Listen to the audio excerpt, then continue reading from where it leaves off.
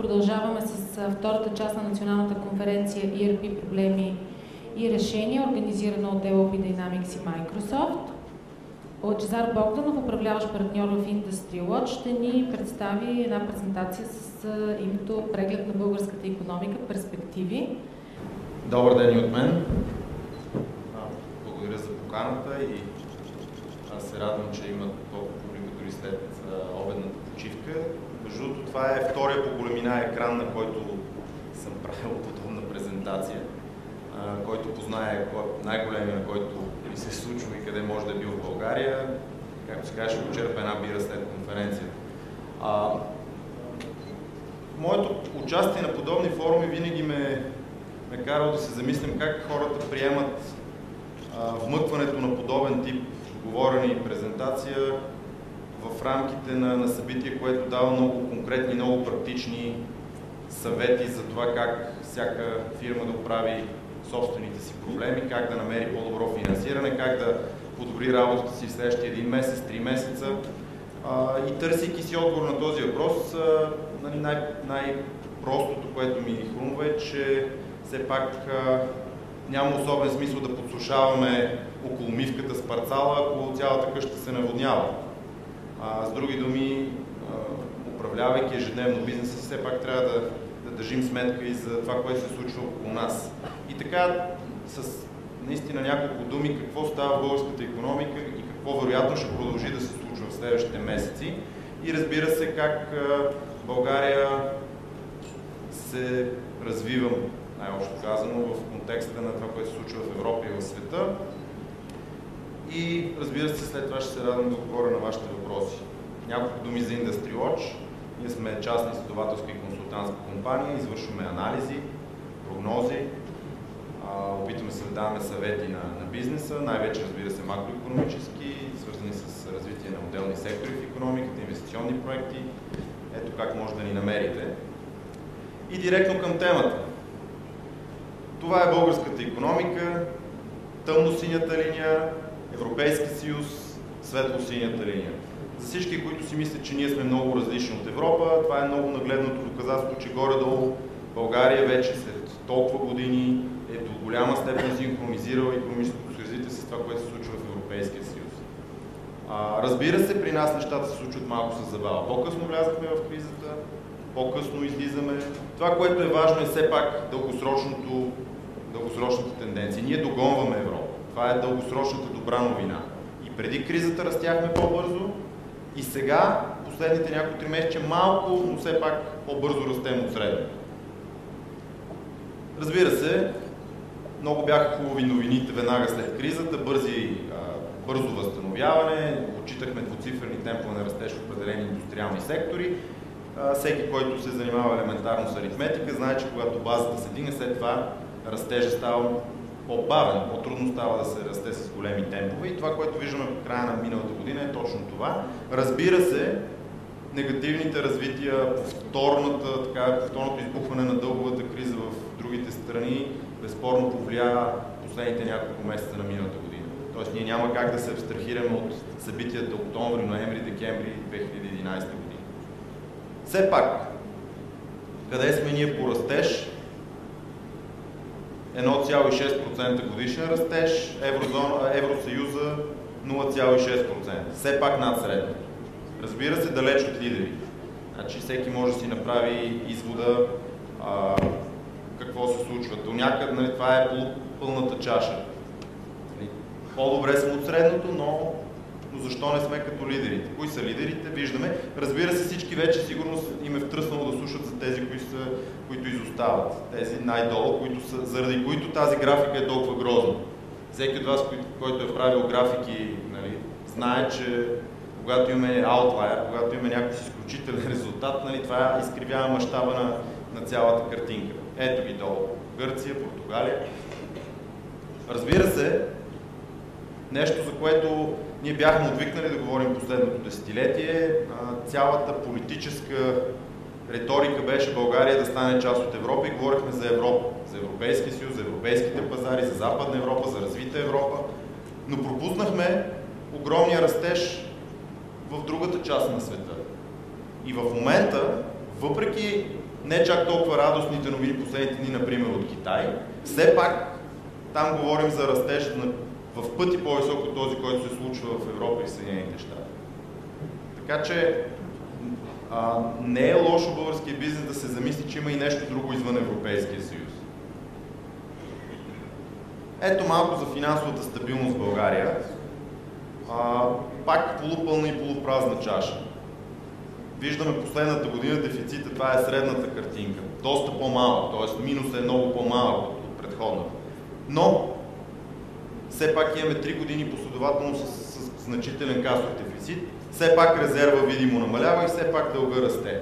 С други думи, това, че последната година имаме подобрение, все още не ни вади от ситуацията, в която постепенно се влошаваме. Тоест ние се влошаваме с по-ниски темпове от миналата година, т.е. нещата са по-добре от 2010-та, но още не сме стигнали до балансиране на бюджета, още не сме почнали да пълним резерва, така че тази риторика, която вероятно вие всички слушате от типа защо ни е финансова стабилност, като защо никой не ни дава награда за нея, и всъщност ние нямаме чак толкова добра финансова стабилност. Тя е по-добра от гръцката или румънската или италианската, но все пак спрямо това, което беше до преди 2008 година, безспорно бюджетът е трайно в дефицит и безспорно резерва трайно намалява. И това се вижда. Всеки, който види тази картинка, ще си каже нещата вече не са толкова добре, колкото бяха преди.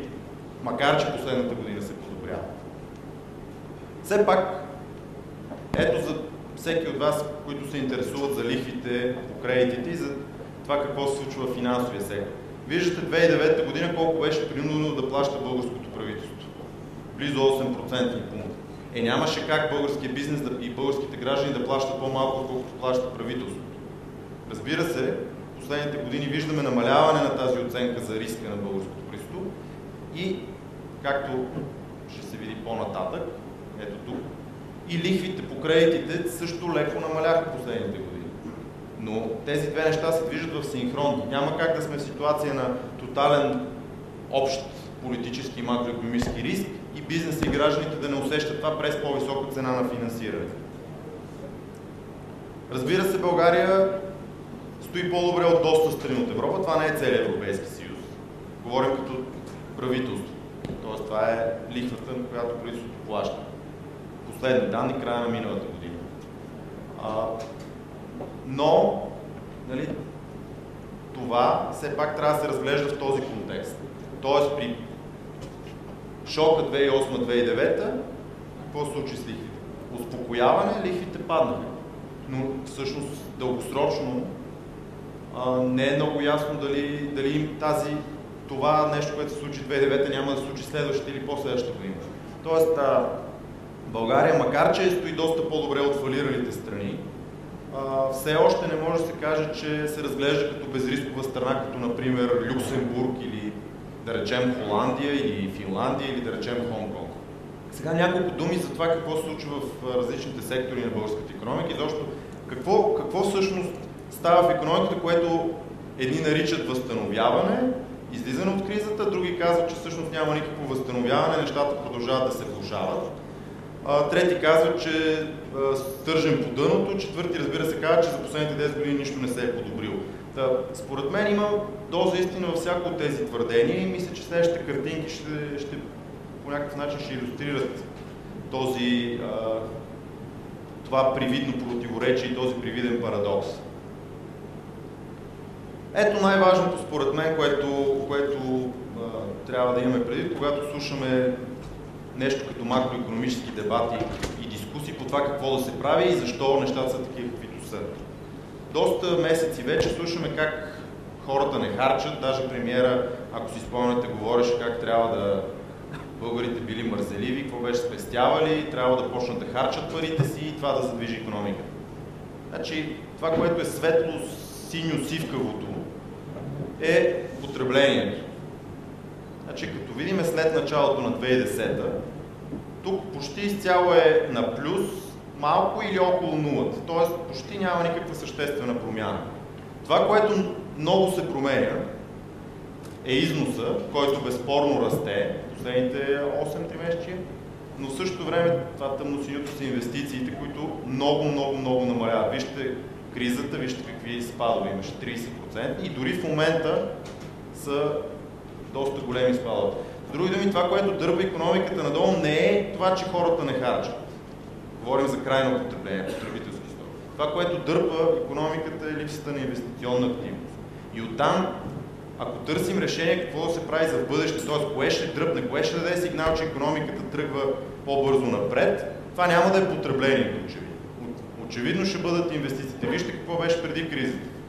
Кое дърпаше много нагоре последните години? Не потреблението, инвестициите.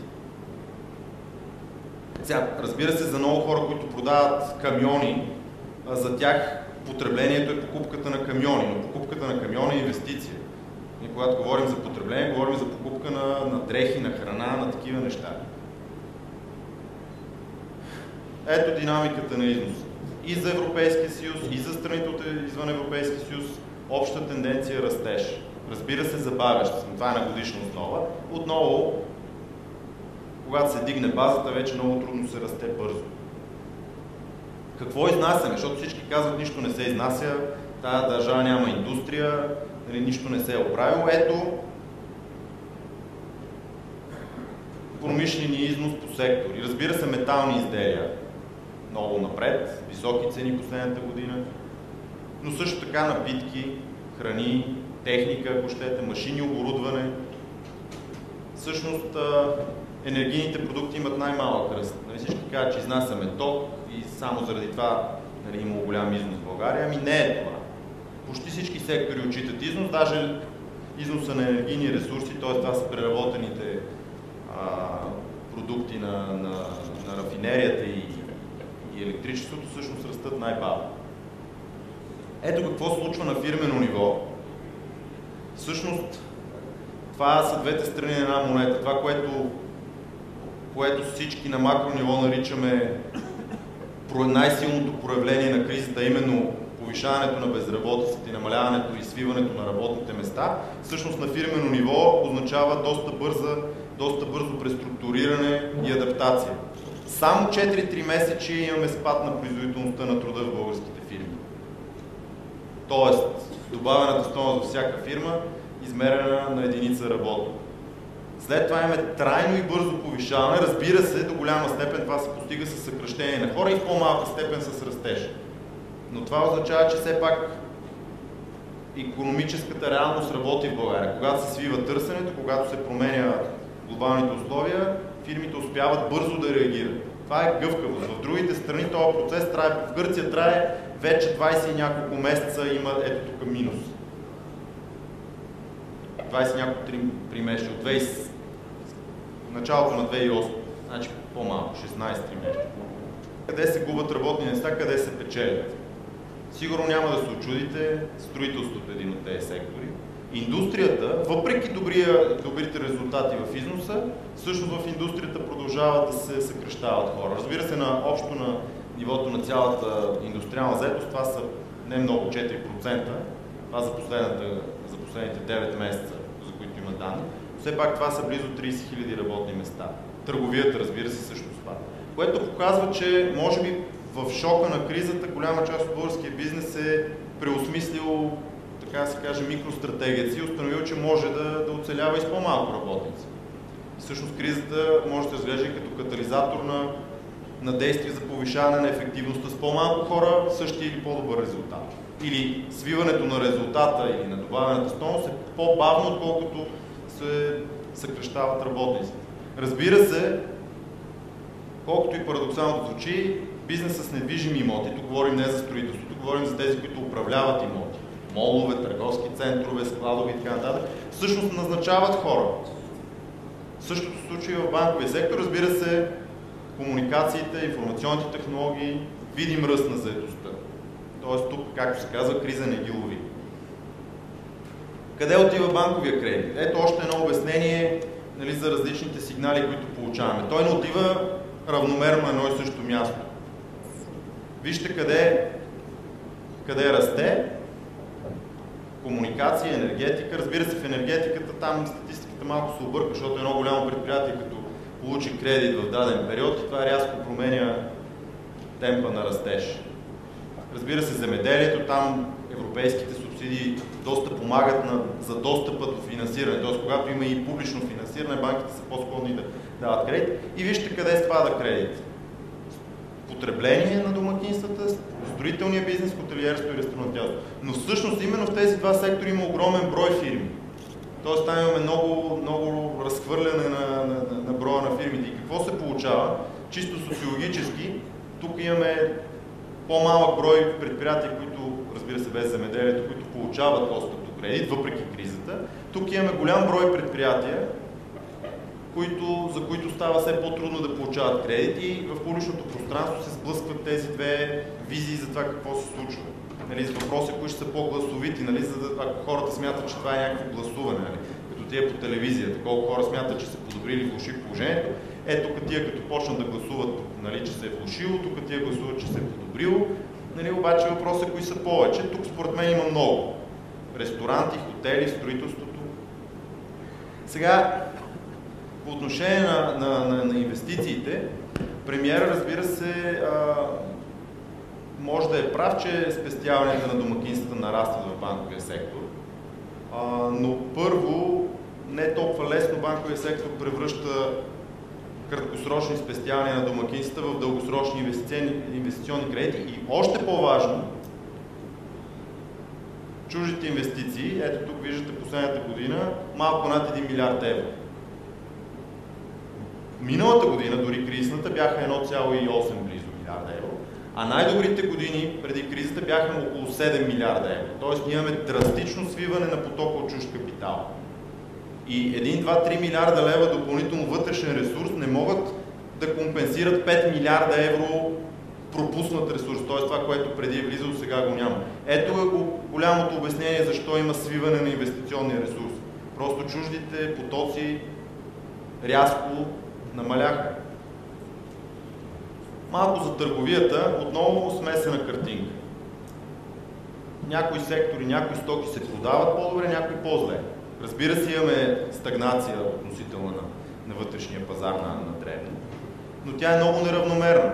Къде има най-много спад? Това са стоките за дълготрайно потребление, по-скъпите стоки, тези, които изискват повече планиране, които изискват вероятно ползване на потребителски кредити. Говорим за автомобили, хладилници, мебели и така нататък. Значи все пак някои видове бизнеси успяват да просперират въпреки неблагоприятните общи условия. Сега няколко групи сектори ние разглеждаме и си мислим, че имат общо развитие вътре в тях и разбира се различно от останалите групи. Това са тези бизнеси, които зависят от глобалното инвестиционно търсене. Те пострадаха шоково от 2009, обаче след това отчитат доста бърз ръст. Това са, разбира се, износа на петролни продукти, на метали, на химикали, на инвестиционни стоки. Вижте какви темпове на растеж, над 30%. Разбира се, те се забавят последните месеци. Вътрешната инвестиционна активност. Ето още една картинка с оглед на това, което си говорихме преди малко. Това са общо инвестициите в икономиката. Това, разбира се, има сезонни такива по 3 месечия, нали? Някои 3 месечи повече, някои по-малко. А ето чуждите инвестиции. На практика почват да доближават нула.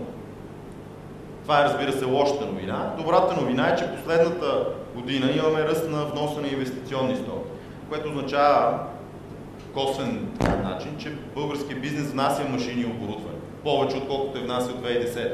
Тоест, гледайки напред една година или 2 години, това показва според нас връщане на оптимизъм.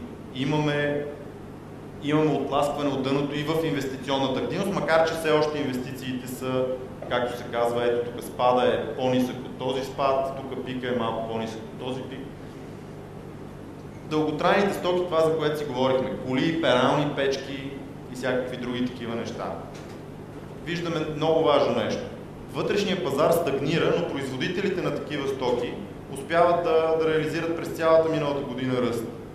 Това за нас е индикатор, че тези компании са успели да се вмъкнат в вериги на международна добавена стойност и всъщност изместват своите конкуренти на международните пазари. Тоест и Европа стагнира, България или потреблението на такива стоки в България също стагнира, но българските производители успяват да вземат нарастващ пазарен дял в производството на тези стоки. Ето, близо 10% ръст при, ето тук, Къде беше търговията на дребно? Ето вижте тук колко нещата не са особено добре. Електроника, мебели, стоки за бита. Тук са, разбира се, може да видим и други индекси, които са горе-долу около 0. Тоест на вътрешния пазар не продават добре, но на международния успяват. Това е малко за туризма. Туризма всъщност 3 години поред расте, бавно и постепенно. Даже за миналата година Евростат даде данни, че сме с втори в Европа ръст на броя на чуждестранните туристи.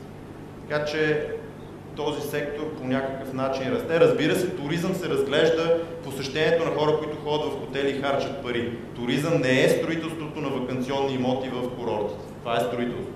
И това е друг сектор. Тоест той е в криза, но хората, които харчат пари за бира на плажа и сладолед, са повече от всяка предходна година.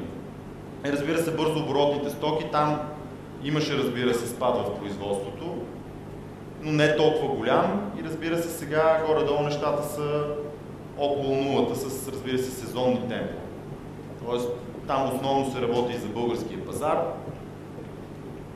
Потреблението е горе-долу стагнирало, бизнесът е горе-долу държи на нула. Разбира се, износа расте по-бързо, отколкото продажбите на вътрешния пазар.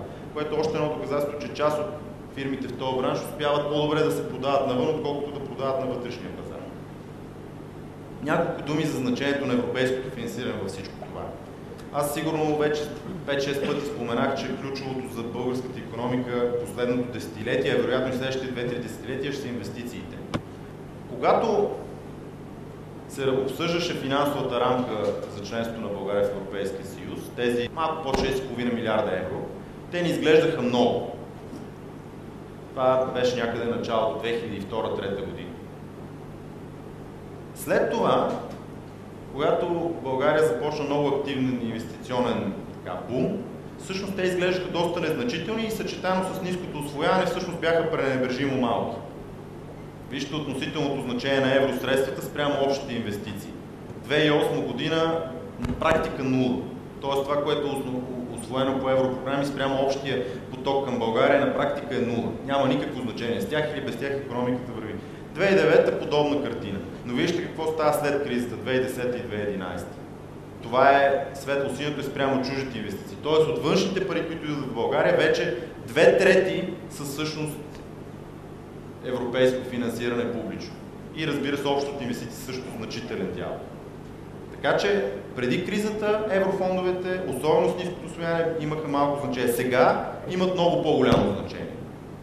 Разбира се, за съжаление, те не могат да компенсират това, което имахме преди 2008 година. Но вече са много важни. Т.е. вече от макроекономическа гледна точка си струва да обръщаме внимание какво прави правителството с тези пари. И какво прави с тези пари? Ето ви разплатени разходи по програми.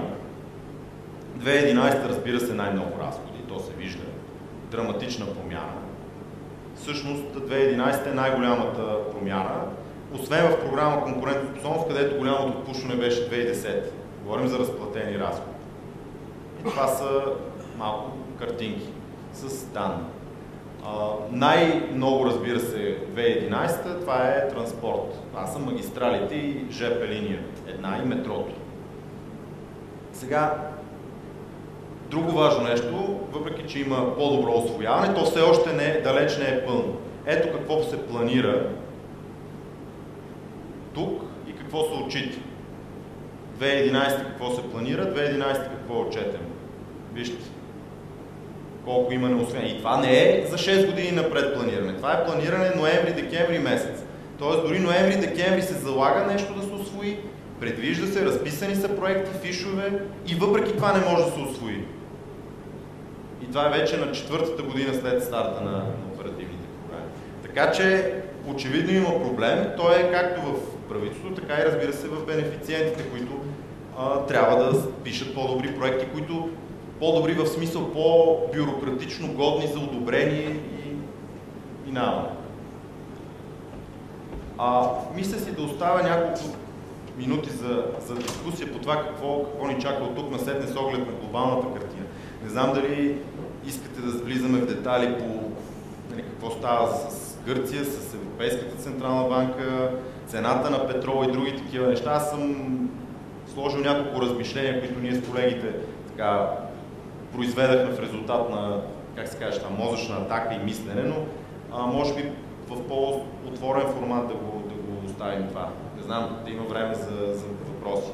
Аз мога да кажа с две думи все пак нещо по отношение на цените на някои суровини. Мисля си, че трябва всеки от нас да разглежда политиките на централните банки по спасяване в кавички на правителства и търговски банки в много пряка зависимост с динамиката на цените на основни енергоизточници и суровини.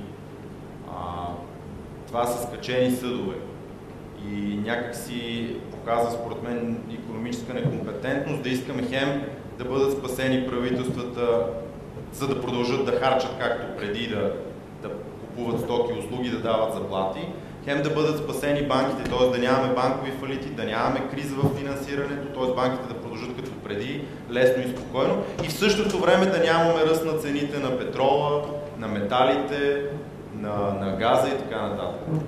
Това, което става в момента, е спасяване чрез увеличаване на парите, което исторически и по теория в дългосрочен план винаги е свързано с инфлация и нарастване на цените. Тоест ние не в България, в света и в Европа, трябва да си даваме ясна сметка, че цената на това да няма фалити на банки, цената на това реформите, макар и така наречени тежки и драконовски, да се случват относително бавно и спокойно.